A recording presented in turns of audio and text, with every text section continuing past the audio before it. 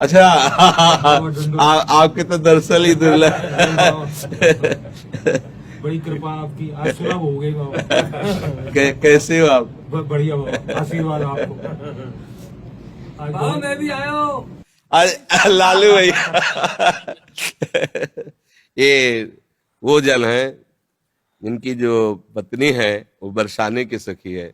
जब हमें कहीं रोटी नहीं मिलती तो आखिरी घर में इनके जाते थे मांगने और कहते कि राधे बाबा मिली, तुम चुप हो। नहीं मिली बाबा ना, हाँ माता जी नहीं। अरे बैठो बाबा बैठो, बैठ नहीं मतलब एक जगह पाना। अरे बाबा हमारी श्री जी का तू है, काहे को सब प्रपंच सोचता है, एक जगह पाना। बैठ सालों प्राय मिलती ही नहीं थी शाम की रोटी, तो ये है मतलब माँ जैसे प्यार करने। ब्रजवासियों का प्यार मतलब अरे छोटे छोटे बच्चे ऐसा ये घेर लेते और बाबा ये प्रश्न, वो बाबा काशी की बात बताओ बाबा।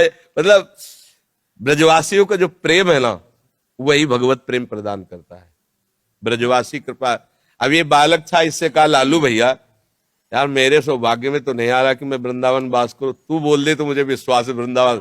बोले जा बाबा हो जाएगा वृंदावन।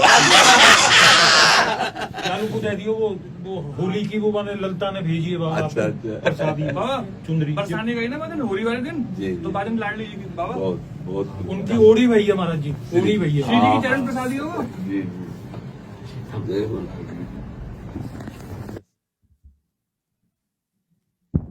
हाँ कौन प्रश्न कर रहा था? वो इनका दरअसल वेला तो एकदम पुरानी याद आ गई कि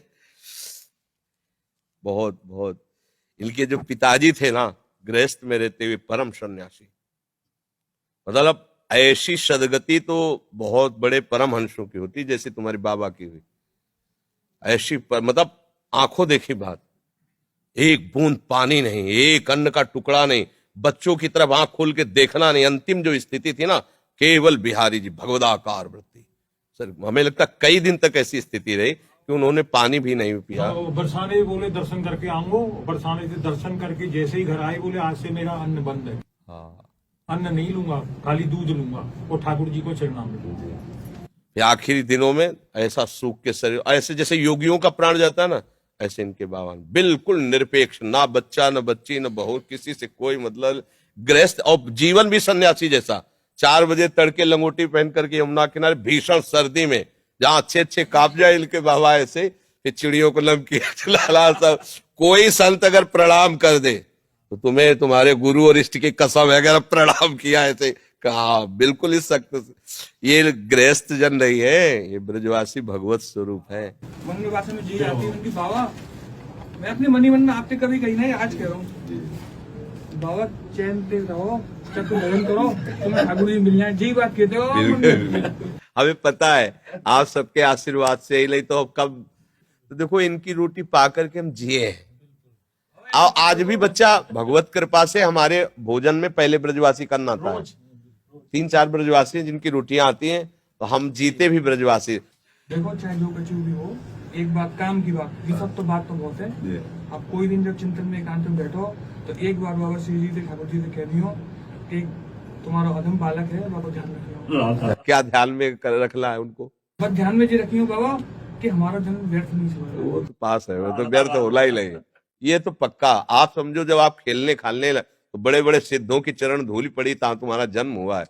इस बात को तो भूल जाओ, तुम इस बात को भूल जाओ कि कोई गति या दुर्गति, ये किसी साधन वाला क्षेत्र नहीं है। भजन तो हुए ना, उसकी चिंता भी मत करो। काहू के बल भजल को काहू के आचार, और ब्यास भरोसे कुंवर के सोवत पाव पसार। अगर आपको ऐसा है कि बाबा हमारे बिहारी जो हमारे, तो आप निश्चिंत रहो, पासबुक बनी बनी है एकदम। बस वो बैंक से निकालना है केवल, बिल्कुल पक्का समझो। वृंदावन में लिखो रहे ना मेरा वृंदावन, ऐसे मेरे बाबा। बाबा जो कहते ना ये इनके प्रकार चाहे कछु भी हो कैसे भी हो, कोई ना कोई संत भगवान स्वरूप में ऐसे ही 9 बजे तक दोनों लगे रहते। हमारे पिताजी कहते बाबा को बहुत दूर हाँ सीढ़ी से उतरते चढ़ते 1 घंटा बाबा इनके आते, चलो बच्चों चलो जाले दो बाबा को, बाबा को जाले दो, और ये दोनों लगे रहते घर। अब ये चुप होते तो बैल प्रश्न करते। जा रहे हैं। राधे श्याम बाबा।